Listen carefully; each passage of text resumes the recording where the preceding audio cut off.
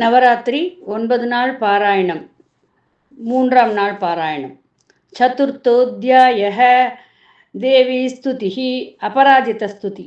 தியானம். ஓம் காலப்ராபாம் கடாக்ஷைரரிகுலபயதாம் மௌலிபத்தேந்துரேகாம் சங்கம் சக்ரம் கிருபாணம் த்ரிசிகமபி கரைருத்வஹந்தீம் த்ரிநேத்ராம்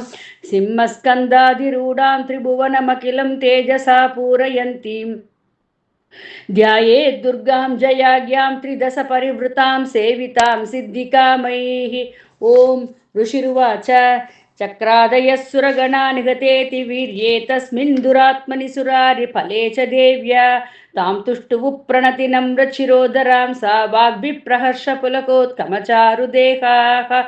देव्या यया ततमितं जगदात्मशक्त्या निःशेषदेवगणशक्तिसमूहमूर्त्या तामम्बिकामखिलदेवमहर्षिपूज्यां भक्त्या नदास्म विदधातु सुभानिसानः। यस्या प्रभावमतुलं भगवाननन्तो ब्रह्माहरश्च न हि वक्तुमलं बलञ्च सा चण्डिका किल जगत्परिपालनाय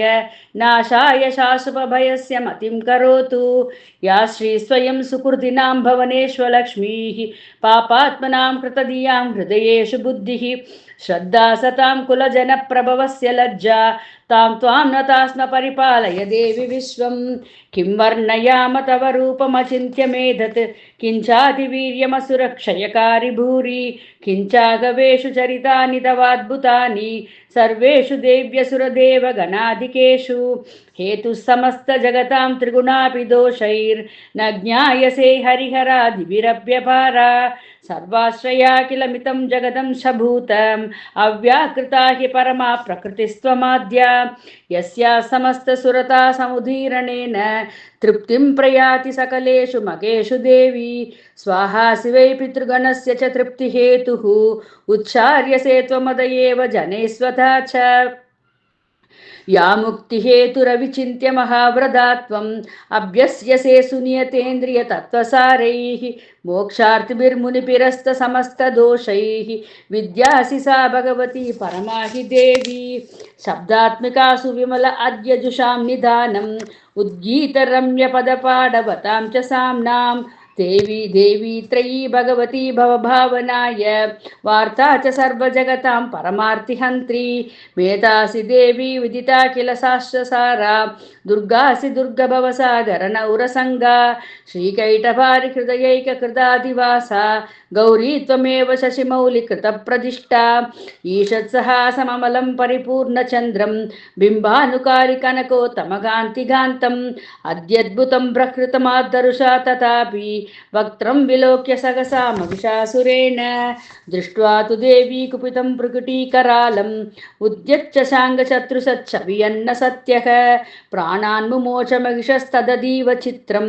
गैर्जीव्यते हि कुपितान्तकदर्शनेन। देवी प्रसीद परमा भवती भवाय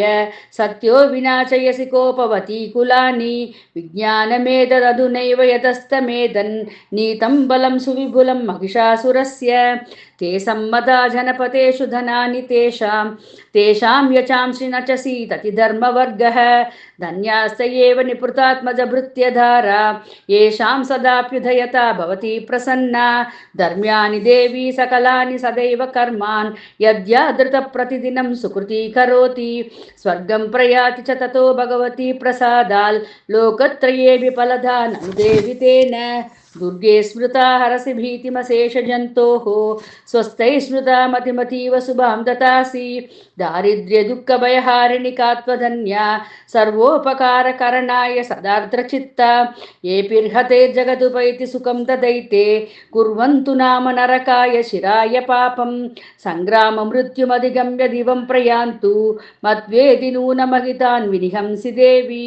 दृष्ट्वैव किं न भवति प्रकरोति भस्म सर्वासुरान् ऋषियत्यप्रहिनोषि शस्त्रं लोकान् प्रयान्त्रिभवो हि शस्त्रभूता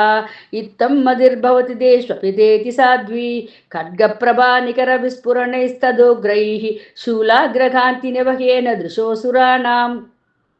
यन्नागता विलयमं सुमदिन्तु घण्टं योग्याननं तव विलोकयतां तदेतत् दुर्वृत्तवृत्तसमनं तव देवि शीलं रूपं तदेतदविचिन्त्यमतुल्यमन्यैः वीर्यं च हन्तृहृतदेव पराक्रमाणां वैरिष्वभिप्रकटितैव दया त्वयेत्तं केनोपमा भवतु तेस्य पराक्रमस्य रूपं च शत्रुभयकार्यधिकारी कुत्र चित्ते कृपा समरनिष्ठुरदासदृष्टा त्वय्येव देवि वरदे भुवनत्रयेऽपि त्रैलोक्यमेतदखिलं रिपुनाशनेन द्रातं त्वया स्मरमूर्धनिदेऽपि हत्वा नीतादिवं रिपुगणाभयमव्यपास्तम् अस्माकमुन्मतसुरारिभवं नमस्ते शूलेन पाहि नो देवी पाहि खड्गेन चाम्बिके घण्टास्वनेन नः पाहि सापज्यानिस्वनेन च प्राच्यां रक्ष प्रदीच्यां च चण्डिके रक्ष दक्षिणे ब्राह्मणेनात्मशूलस्य उत्तरस्यां तदेश्वरी सौम्यानि यानि रूपाणि त्रैलोक्ये विशरन्ति ते यानि चाध्यर्थघोराणि दैरक्षास्मांस्तथा भुवं खड्गशूलगतादीनि यानि शास्त्राणि तेऽम्बिके करपल्लवशङ्कीनि दैरस्मान् रक्ष सर्वतः ऋषिरुवाच एवं स्तुतासुरैर्दिव्यैर्कुसुमैर्नन्दनोद्भवैः अर्चिता जगतां धात्री तथा गन्धानुलेपनैः भक्त्या समस्तैर्दशैर्दिव्यैर्धूपैस्तु धूपिता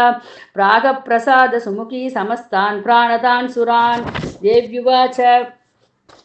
व्रियतां त्रिदशा सर्वे यतस्मत्तोऽभिवाञ्छितं देवाऊषुः भगवत्या कृतं सर्वं न किञ्चिदवशिष्यते यतयं निहतशत्रुरस्माकं महिषासुरः यति चाभिवरो देयस्त्वयास्माकं महेश्वरी संस्मृता त्वं नाहिंसदा परमापतः यश्च मर्ध्यस्तवैरेभिस्त्वां स्तोष्यत्यमलानने